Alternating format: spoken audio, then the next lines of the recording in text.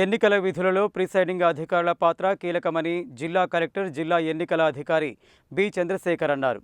Assembly, parliament ఎన్నికల్లో పాటించిన విధంగానే అన్ని నియమ నిబంధనలు ఈ ఎన్నికలలో సైతం వర్తిస్తాయన్నారు. శనివారం నల్గొండ జిల్లా కలెక్టర్ కార్యాలయ ఆవరణలో ఉన్న ఉదయాదిత్య భవన్లో మున్సిపల్ ఎన్నికల ప్రిసైడింగ్, సహాయ ప్రిసైడింగ్ అధికారులకు ఉద్దేశించి ఏర్పాటు చేసిన ఎన్నికల శిక్షణా కార్యక్రమానికి హాజరైన ఆయన మాట్లాడుతూ, మున్సిపల్ ఎన్నికలు పార్టీ ఆధారంగా జరుగుతాయని, అసెంబ్లీ, పార్లమెంటు ఎన్నికల్లో పాటించే విధంగానే అన్ని నియమ నిబంధనలు ఈ ఎన్నికలలో సైతం వర్తిస్తాయన్నారు.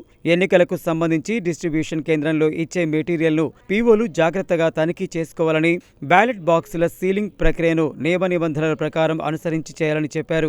ప్రిసైడింగ్ అధికారుల డైరీని జాగ్రత్తగా రాయాలని, 2 కాపీలు సిద్ధం చేసుకోవాలని, బ్యాలెట్ పేపర్, అకౌంట్ చెక్ చేసుకోవడంతో పాటు ఓటర్లు బ్యాలెట్ పేపర్ తీసుకున్న తర్వాత తప్పనిసరిగా బ్యాలెట్ బాక్సులో ఓటు వేస్తున్నది లేనిది గమనించేందుకు ఒక ఏపీఓను నియమించాలని, పోలింగ్ కేంద్రంలోకి 5 ఓటర్లను మించి అనుమతించవద్దని, అంధులైన ఓటర్లకు సంబంధించి అనుమతించే సహాయకులు తప్పనిసరిగా 18 సంవత్సరాలు నిండిన వారై ఉండాలని, ఓటింగ్ కంపార్ట్మెంట్లో ఓటు వేసేందుకు ఇచ్చే మార్కు తప్ప ఇతర ఏ వస్తువులు ఉండకూడదని తెలిపారు.